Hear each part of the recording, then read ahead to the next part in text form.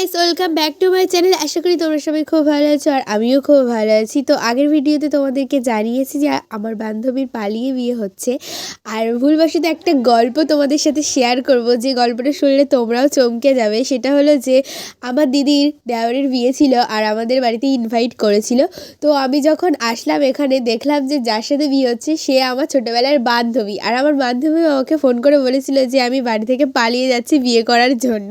তো আমি বললাম যে কোথায় তুই পালিয়ে যাচ্ছিস? ও বললো যে পরে তোকে সব কিছু বলবো। আর আমার দিদির দেওরের বিয়েতে গিয়ে দেখি যে আমার ছোটোবেলার বান্ধবীর সাথেই আমার দিদির দেওরের বিয়ে হচ্ছে। তো যাক, একই জায়গায় দুই দিক থেকে ইনভাইট, তো চলে এলাম আর এখানে শুরু করলাম মানে আনন্দ করতে।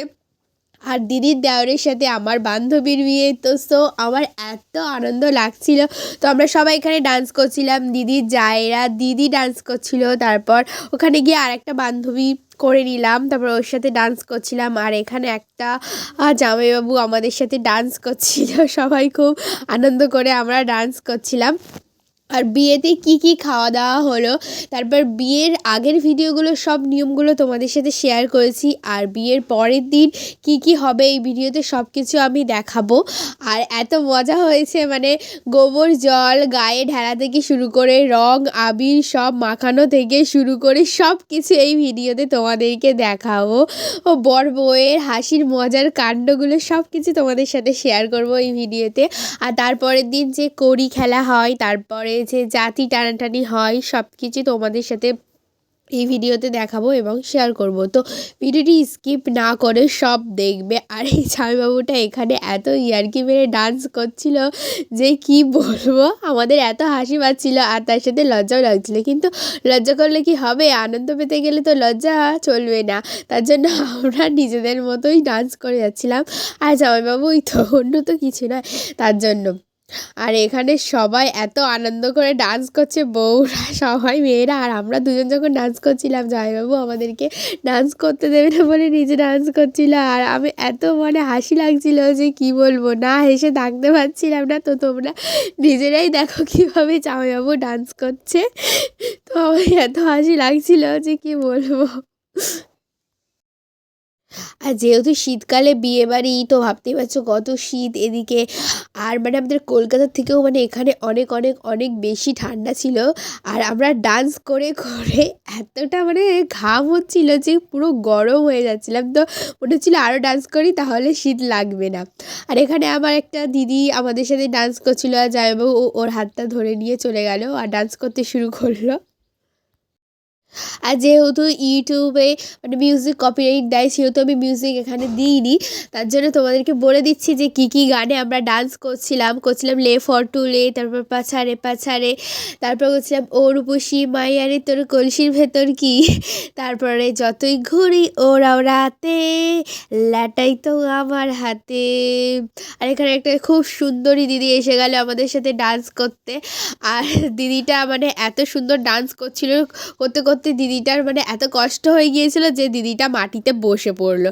তো আমরা কি করলো, দিদি বসে আছে, দিদি বললো যে অন্য গান নিয়ে এসো, এই গানে আর নাচ করতে ভালো লাগছে না। তারপরে আমরা তার জন্য গান পাল্টাতে চলে গেলাম ওখানে। আর ওখানে যারা মিউজিক ছাড়ছিল তারা বলছিল না, অন্য গান পাল্টানো যাবে না।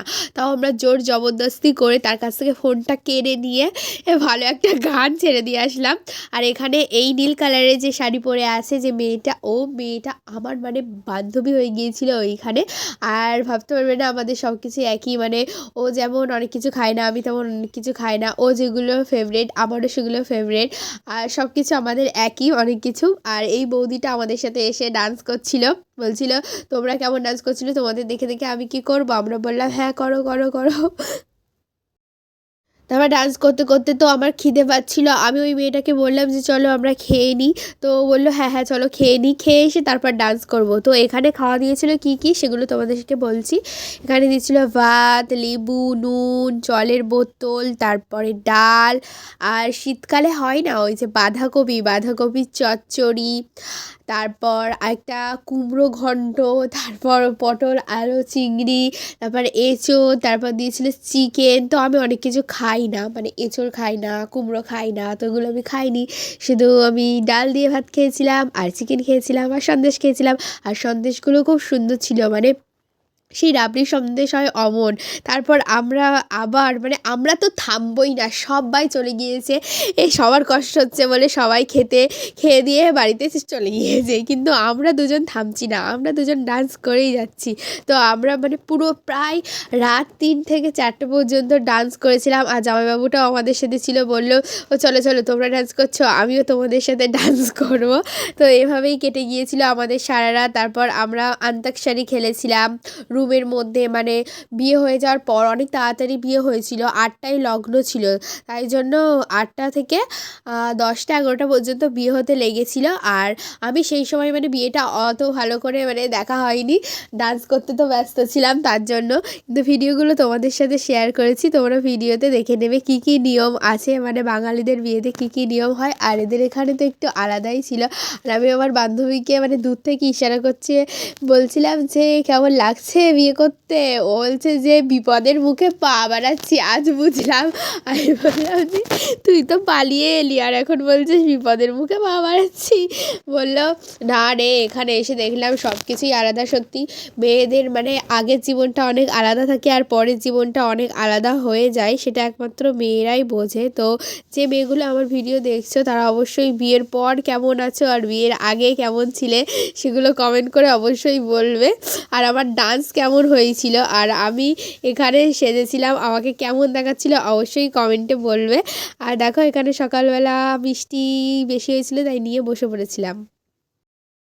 তো এখানে সব মিষ্টি আমাদেরকেই খেতে দিয়েছিল, বললো তোমরা যত পারো তত খাও। আর ওইখানে তোমাদেরকে দেখালাম একটা দিদাকে একটা দাদু রান্না করে দিচ্ছে। তো ভালোবাসা কত না সুন্দর হয় সত্যি যদি মানুষটা ভালো হয়। তো দাদু মানে দিদাকে এতটাই ভালো হয়, পিছনে পিছনে ছুটে গিয়ে দিতে হবে। এটা মুখি দিয়ে দেখছি এক খাওলা নিয়ে সে ভাগ্যিস গাল হা করেছিল।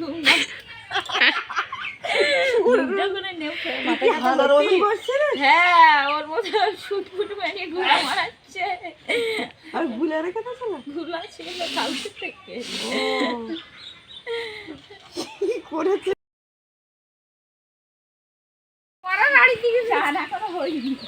চান করে যাও, চান হয়নি ভালো হয়েছে, আর দিতে হবে না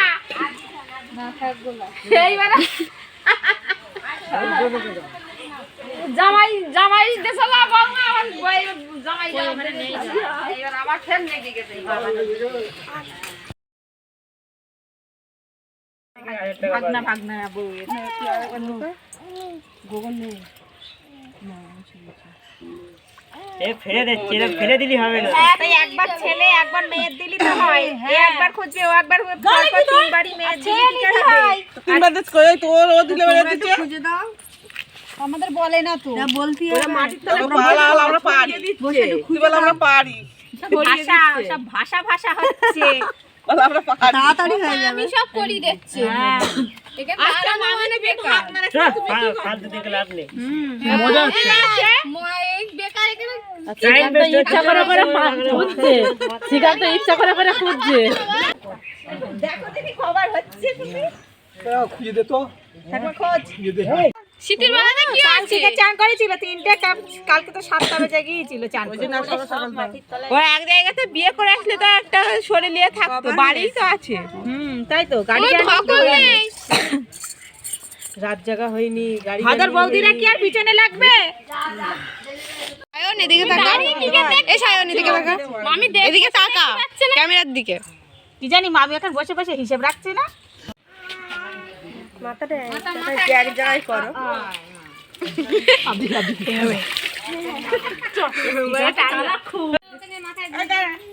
মাথায় ঢেলে যতটা লোক আছে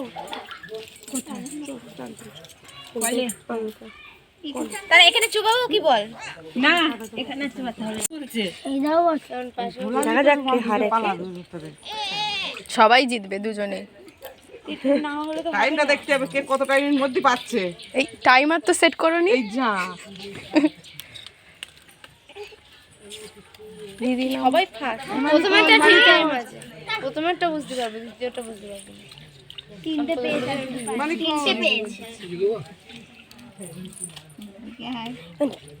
সায়ন হাত দে।